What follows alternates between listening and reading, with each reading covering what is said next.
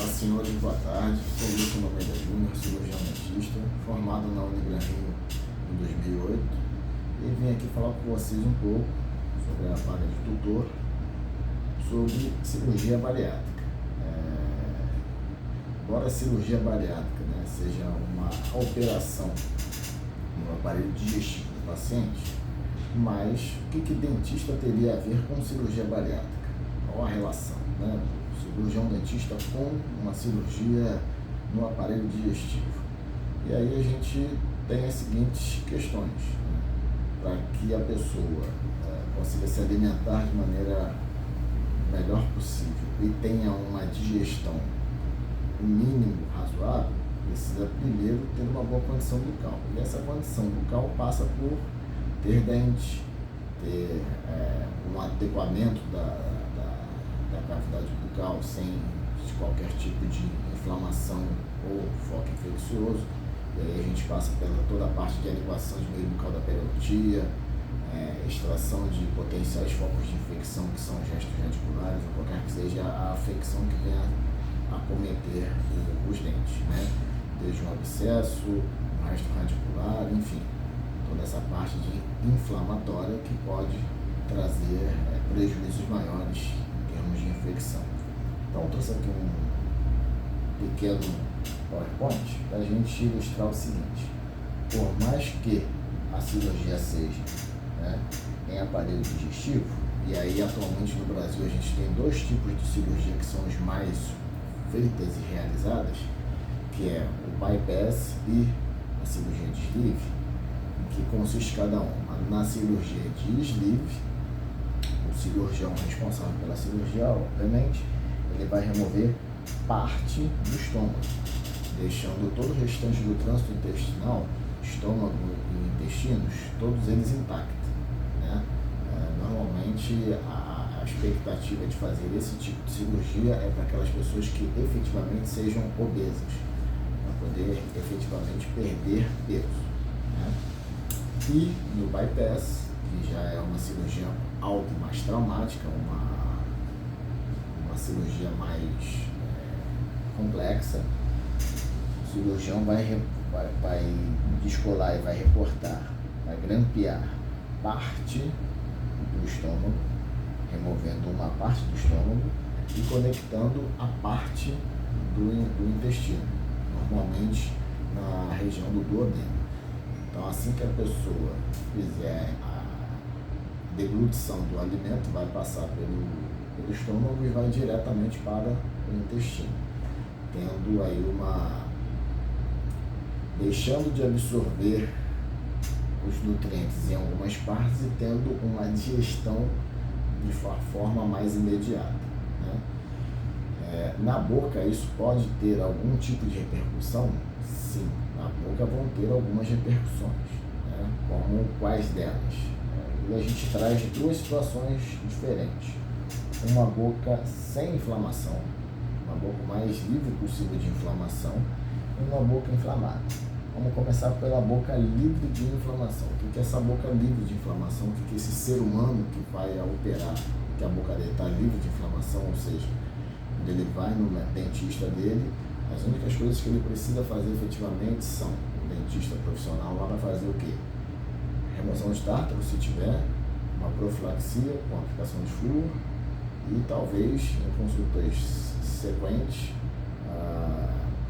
uma remoção de cárie com restauração, ou no máximo comeu algum amendoim, alguma coisa que fez quebrar o dente e que esse dente não precise de tratamento de canal e que não esteja já indicado para extração, esse dente ele vai precisar fazer uma restauração indireta, que seria uma prótese, um bloco, por exemplo.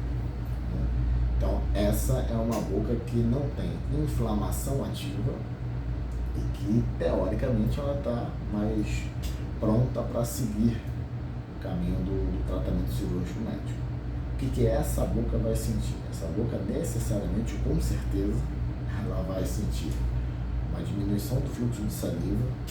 Com essa diminuição do fluxo de saliva, a boca ficando mais seca, ela vai sentir a tendência de sentir uma língua mais áspera, mais rugosa, porque agora ela, com a boca mais com menos saliva, ele vai passar a sentir as suas papilas gustativas, né? Por conseguinte, o paladar dessa pessoa vai dar uma alterada, e essa alterada pode ser desde sentir um paladar mais enviesado para o metálico, ou um paladar mais sabor de terra, ou alguma coisa do gênero. E novamente, por conta dessa diminuição do fluxo de saliva, a tendência, e até por conta da variação de pH e eletrólitos que vem através da saliva, né, como cálcio, entre outros, essa boca ela vai ter um maior acúmulo de placa bacteriana, além, obviamente, da descamação da mucosa que a boca está sujeita, né? Então, esses são os aspectos que essa pessoa vai sentir, independente da cirurgia. No bypass, pode ser que por conta da magnitude da cirurgia, por ser uma cirurgia mais avançada, algo mais traumático, por conta dos recortes que são feitos e da comunicação direta do estômago para o intestino, pode ser que a pessoa sinta mais esses efeitos, né? O que vai sentir uma pessoa que tem uma boca mais inflamada? Ou seja, passa a língua na gengiva, no dente, a pessoa sente que tem uma bolinha ali esquisita na boca.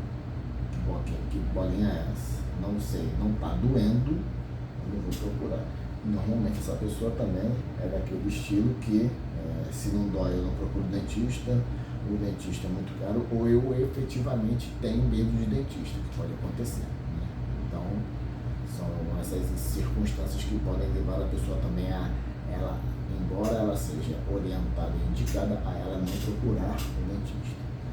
Então, com uma gengiva inflamada, na hora que essa mesma pessoa vai morder ou vai mastigar, percebe que tem algum dente, né, que está amolecido, ou algum dente que de repente está parecendo que está oco, né, ou alguma cara, alguma coisa do tipo, e até propriamente esse mesmo dente, essa mesma gengiva, ela percebe que se drena alguma secreção, mas por conta do medo, por conta de custos, enfim, essa pessoa não procura.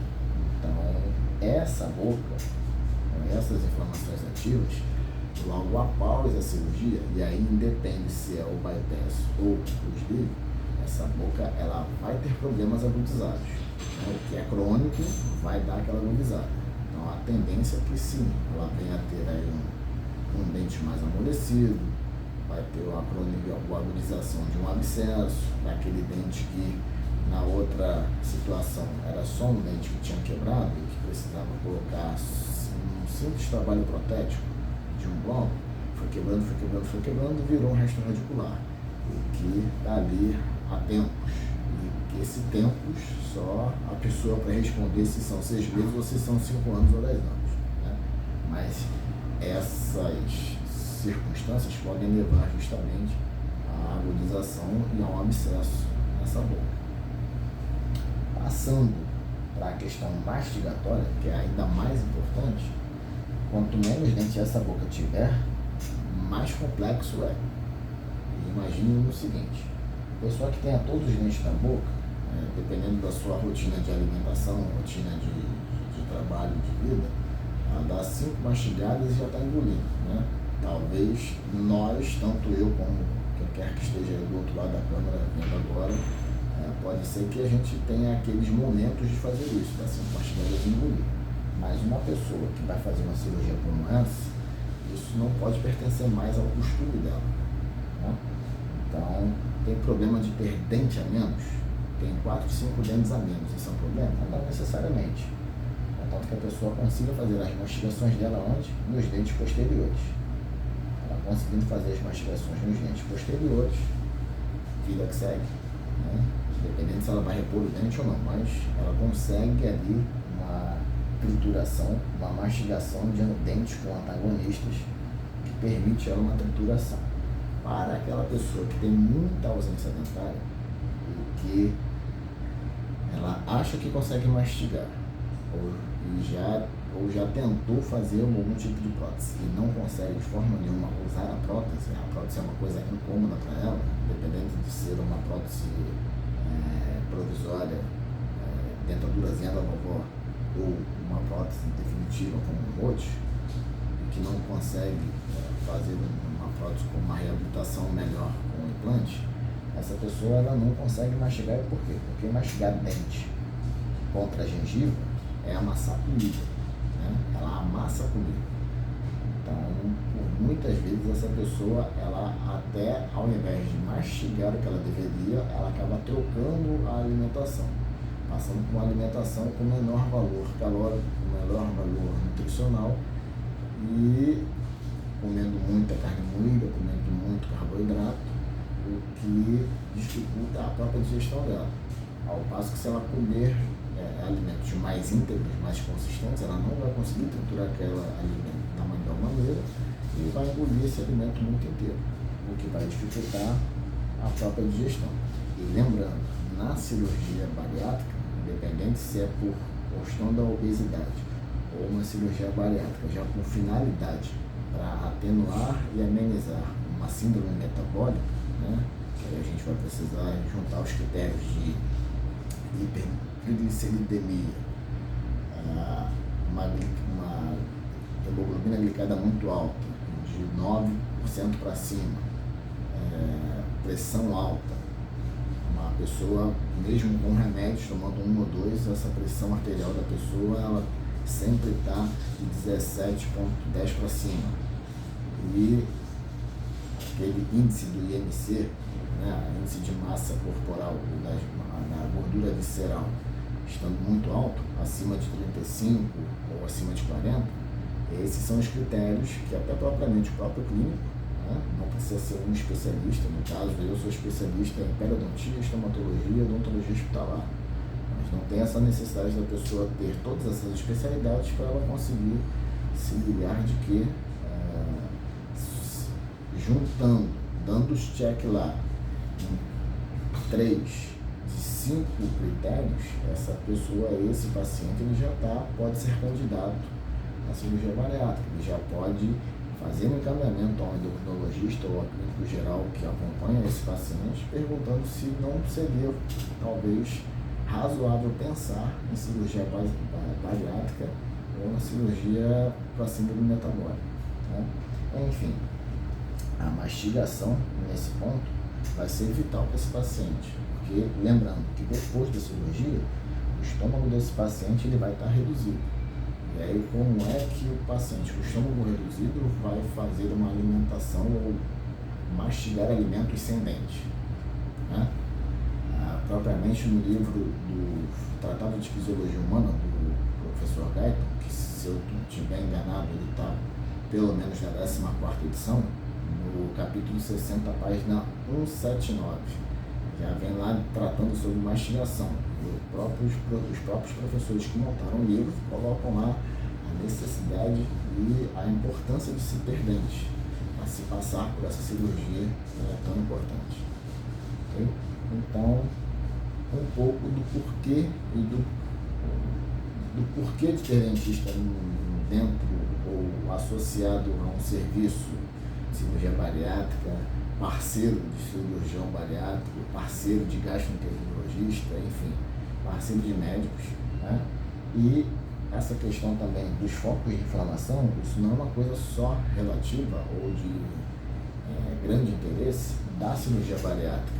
A oncologia vai pelo mesmo caminho, cirurgias cardiovasculares maiores, como cirurgia de válvula mitral ou de válvula cardíaca, algumas situações de pacientes renais crônicos, né?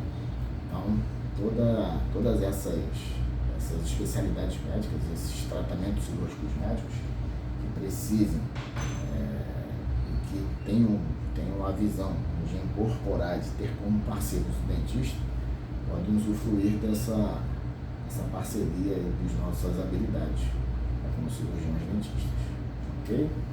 Então aqui é a minha contribuição aí para vocês, tá bom? Agradeço a oportunidade e até uma próxima.